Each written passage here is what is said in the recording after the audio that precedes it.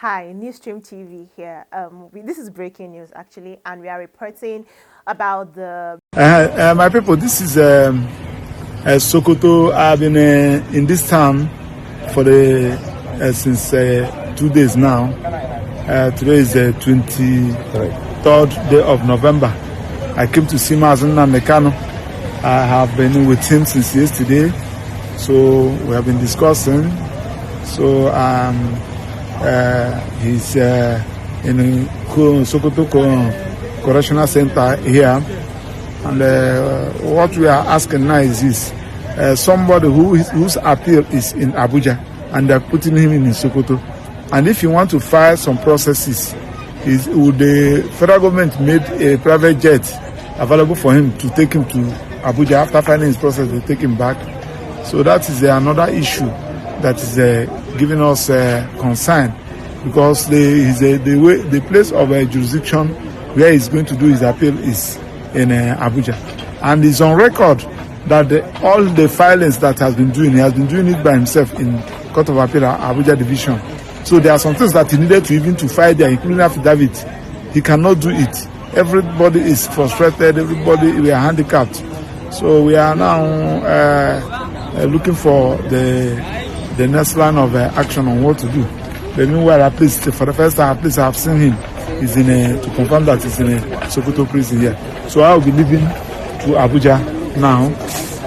Then thereafter, I will keep people updated. Thanks, and God bless you. Well done. Attacks by the Nigerian police, so I haven't done anything else than just protest, and we also ended up at the FCT command of Nigerian police to get some of the lawyers, because MAZI NNAMDI KANU's main lawyer was arrested, Aloy Ejimakor, his younger brother was arrested, and 11 others.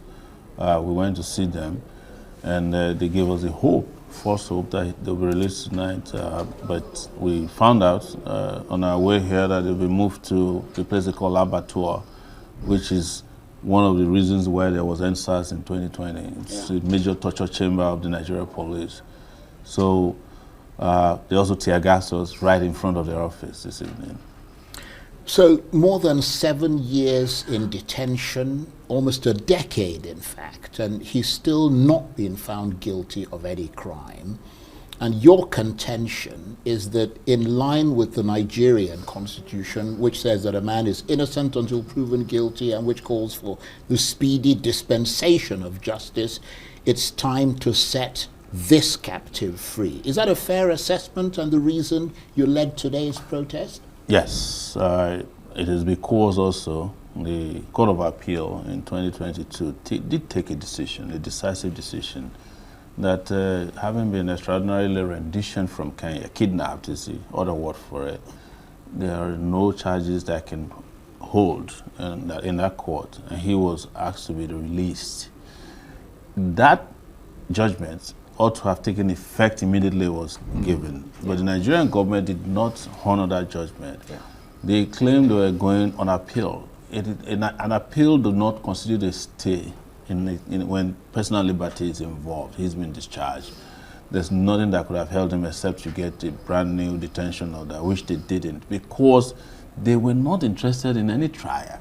They were interested in subduing and subjugating Nnamdi Kanu for committing a crime against the real estate called Nigeria, which is to say, look, we may want to think about our own country, considering that this country has no respect for our dignity, our culture, and our safety.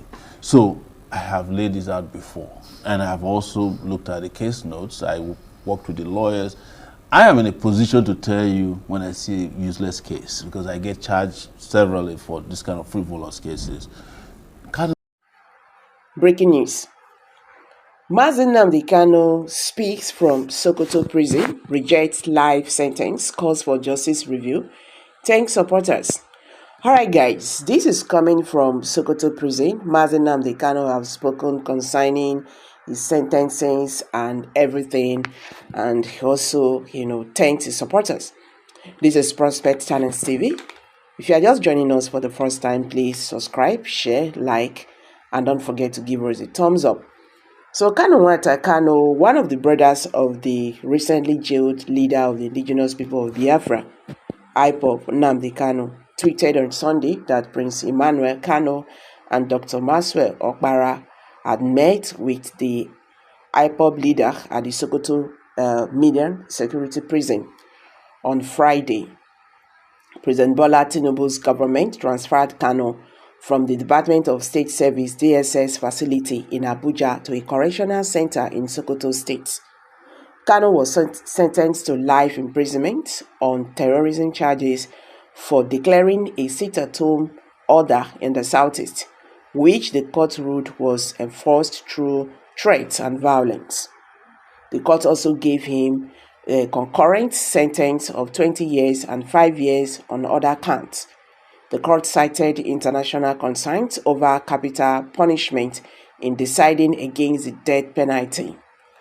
According to Kanunwata, Kanu instructed him to inform the public that his conviction was without legal basis, noting that no individual can be convicted under a repealed law. That is expired law, a law that is not in existence.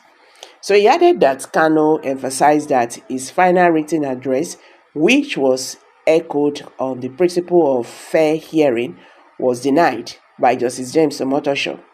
He further stated that the evidence relied upon by the court was neither included in the charge sheet nor formally presented as evidence against him. Additionally, Kanunwata said Kanu raised concerns over the court's reliance on struck-out charges from Justice Binta Ejimakor, describing it as a significant issue.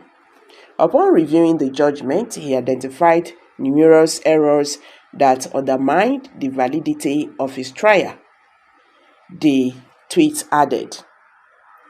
He added that Kanu urged well-meaning Nigerian justice, magistrates, and lawyers to carefully examine the judgment and uphold the laws of the land and the Nigerian Constitution.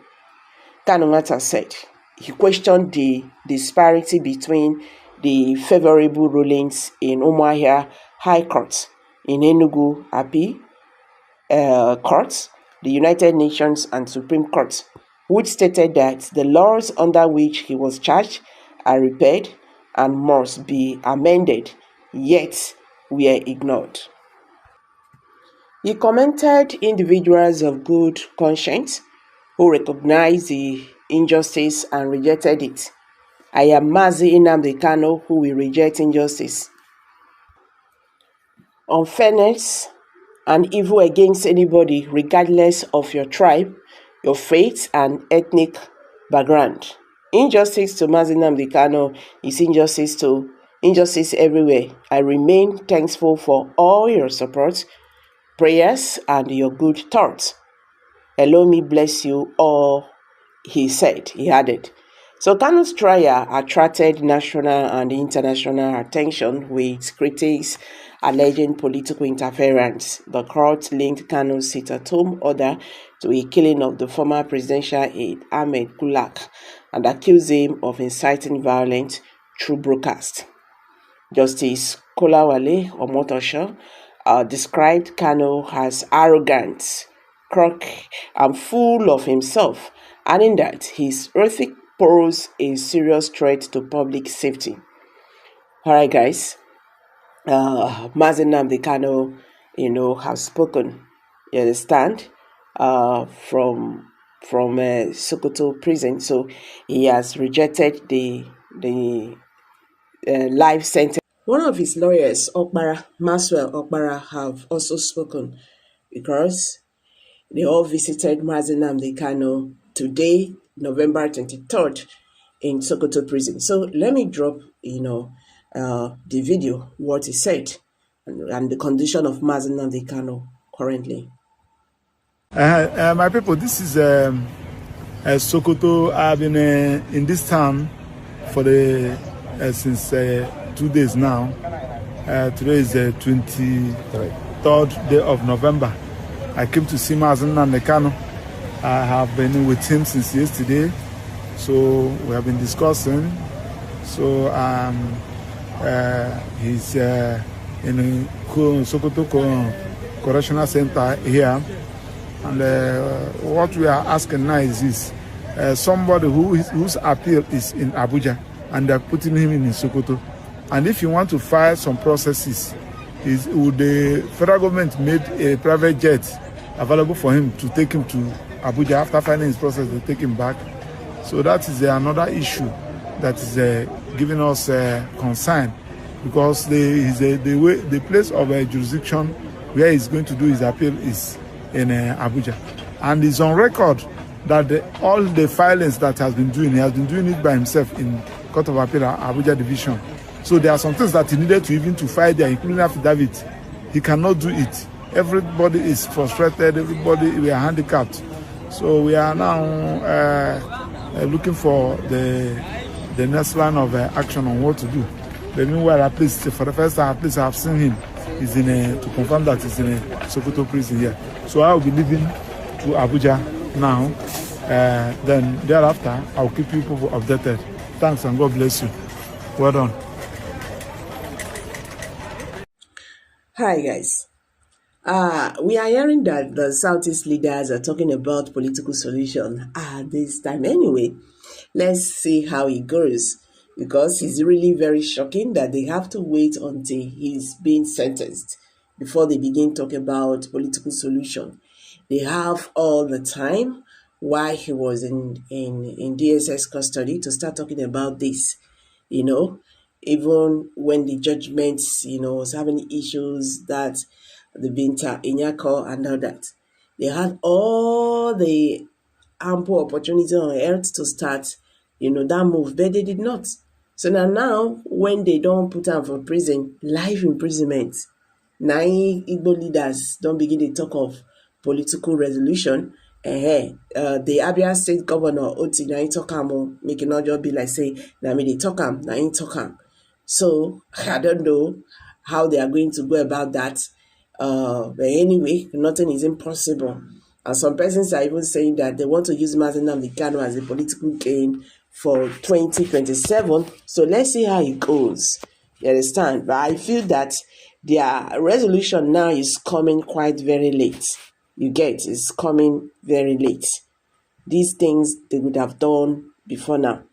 Well, now here I go drop this matter. Pray for MAZI NNAMDI KANU. He needs your prayer. Kanu needs your prayer. He really needs your prayer. Thank you. See you in my next video. Bye for now.